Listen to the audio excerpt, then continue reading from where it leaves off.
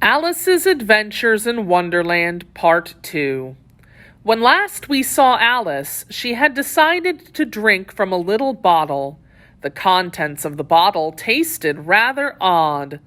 "What a curious feeling," said Alice. She was shrinking smaller and smaller.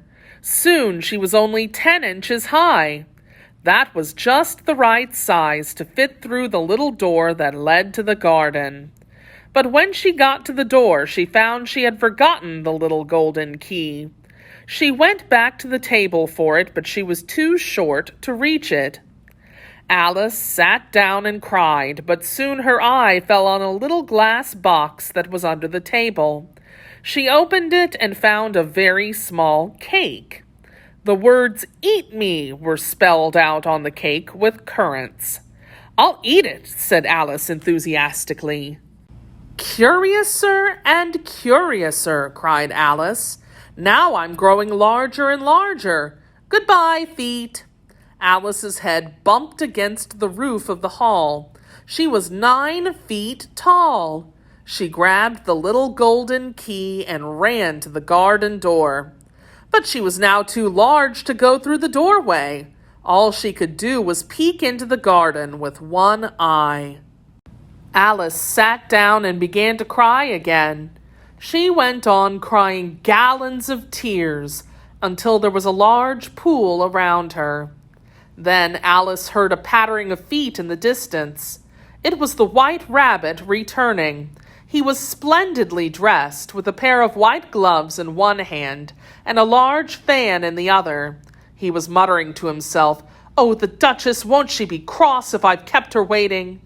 When the rabbit came near her, Alice tried to speak to him. "If you please, sir." The rabbit was startled. He dropped his gloves and his fan and scurried away into the darkness. "How odd everything is today," said Alice. As she said this, Alice could see that she was shrinking again. In another moment, splash! She was up to her chin in water. Poor Alice was swimming in a pool of her own tears. "I wish I hadn't cried so much," said Alice as she swam about in search of a way out. Thankfully, Alice did find a way out. She was not one for sitting still doing nothing, so she began to wander further and further into Wonderland. It was at that point that she came upon a large blue caterpillar. The caterpillar was sitting on a mushroom and smoking a pipe.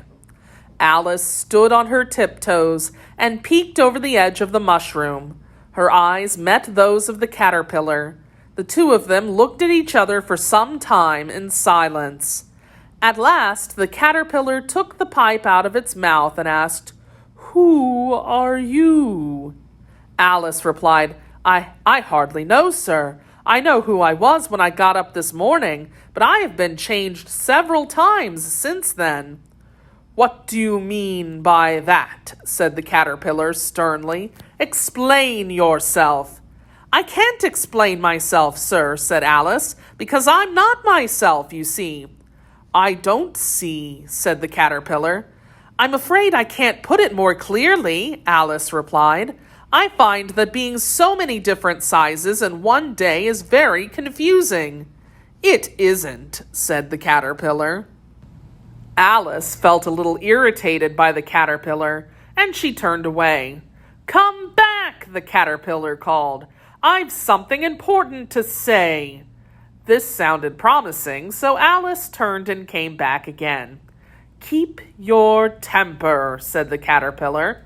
"Is that all?" said Alice. In a minute or two, the caterpillar took the pipe out of his mouth and got down off the mushroom. Then he crawled away into the grass. As he went, he said, "One side will make you grow taller, the other side will make you grow shorter." "One side of what?" thought Alice to herself. "Of the mushroom," said the caterpillar. In another moment, the caterpillar was gone. Alice broke off a bit of each side of the mushroom. She ate small bites and managed to bring herself back to her normal height.